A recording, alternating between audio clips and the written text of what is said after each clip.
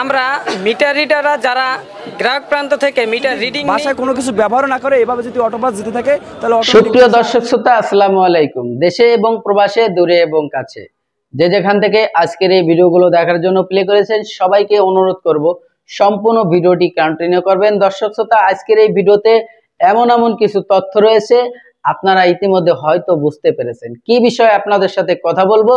দর্শক শ্রোতা, আপনারা আজকে এমন কিছু তথ্য জানতে চলেছেন যা বাংলাদেশের প্রতিটা মানুষের জানা উচিত, বিশেষ করে যারা সংসারাদি করেন, বিশেষ করে যারা গ্রামে থাকেন। আর গ্রামের পল্লী বিদ্যুতের একটি ভিডিও প্রচুর পরিমাণের ভাইরাল হয়েছে, বিভিন্ন গণমাধ্যমে এখন এটা নিয়ে নিউজ করা হচ্ছে।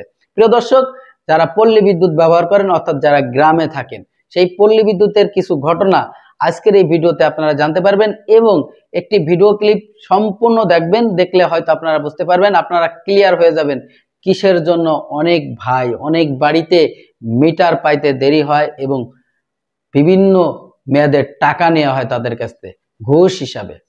প্রিয় দর্শক, এই সকল তথ্য আজকের এই ভিডিওতে পাবেন। আপনারা হয়তো অনেকেই এর ভুক্তভোগী হয়েছেন, যেমন আমি নিজেও হয়েছি।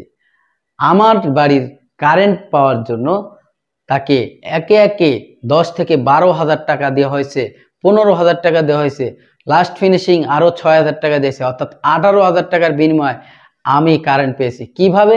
কারণ তাদের একটা মাপ ছিল, সেই মাপের কারণে আমার 18,000 টাকা বেশি গুনতে হয়েছে, আমার নিজের টাকায় খুঁটি কিনে নেওয়া হয়েছে।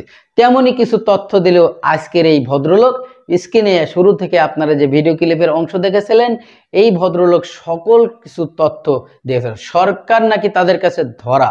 প্রিয় দর্শক, বাংলাদেশ সরকার নাকি এই বিদ্যুৎ অফিসের লোকজনের কাছে ধরা আছে। কিসের জন্য ধরা আছে, আজকের এই সকল তথ্য বুঝতে পারবেন। আমি কিছু কথা বলবো এবং তার ভিডিওর সাথে মিলিয়ে আপনারা মিলে নেবেন যে কিভাবে বাংলাদেশ সরকার নাকি বর্তমান অন্তর্বর্তীকালের সরকার ডক্টর মোহাম্মদ ইউনূস স্যার নাকি তাদের কাছে ধরা আছে।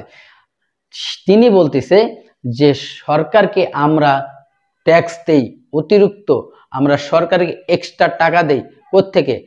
আপনারা যে ঘুষের টাকা দেন, আপনারা বলে কিছুই করতে পারবেন না, আপনারা কিছুই পারবেন না। আপনারা এমন ঘটনা আছে, আপনারা অবাক হয়ে যাবেন। প্রিয় দর্শক, সেই ঘটনা কি?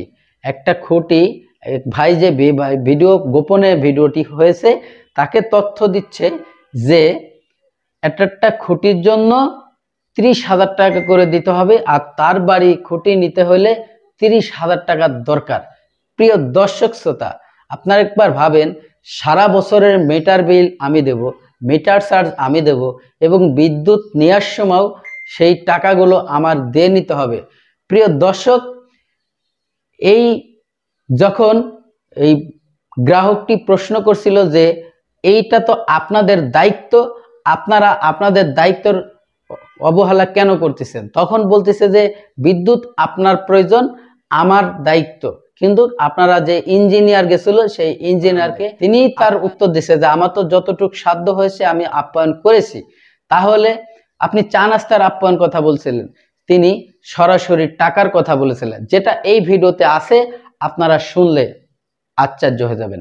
দর্শক, আরো অনেক কিছু তথ্য রয়েছে, সম্পূর্ণ ভিডিওটি দেখেন, দেখলে হয়তো আপনারা ক্লিয়ার হয়ে যাবেন। তা আমি আর বেশি কথা বাড়াবো না, চলে যাব সেই গুরুত্বপূর্ণ ভিডিওতে। ভিডিওতে যাওয়ার আগে ছোট্ট করে একটি রিকোয়েস্ট করবো, দর্শক আপনি যদি আমার এই চ্যানেলে নতুন বন্ধু হয়ে থাকেন, ভালো লাগলে চ্যানেলটিকে সাবস্ক্রাইব করে রাখবেন, আর এই ভিডিওটি প্রচুর পরিমাণে বন্ধুদের মাঝে শেয়ার করে দেবেন, যাতে প্রত্যেকটা গ্রাহকের কাছে পৌঁছে যায়। আর এই বিদ্যুৎ অফিসের এই অফিসার, সে যাতে সহজেই সাধারণ মানুষের কাছে ধরা পড়ে যায় এবং আইনের আওতায় সে আসে। তো চলুন আমরা সেই গুরুত্বপূর্ণ ভিডিওটি দেখে আসি। আমরা মিটার রিডাররা যারা গ্রাহক প্রান্ত থেকে মিটার রিডিং নিই এবং বিল গ্রহণ করি, তখন আমরা গ্রাহক প্রান্ত থেকে বিভিন্ন ধরনের হয়রানির শিকার হচ্ছি, মাইর খাচ্ছি। এই খাওয়ার কারণে একটাই কারণ, আরিবির কারণ।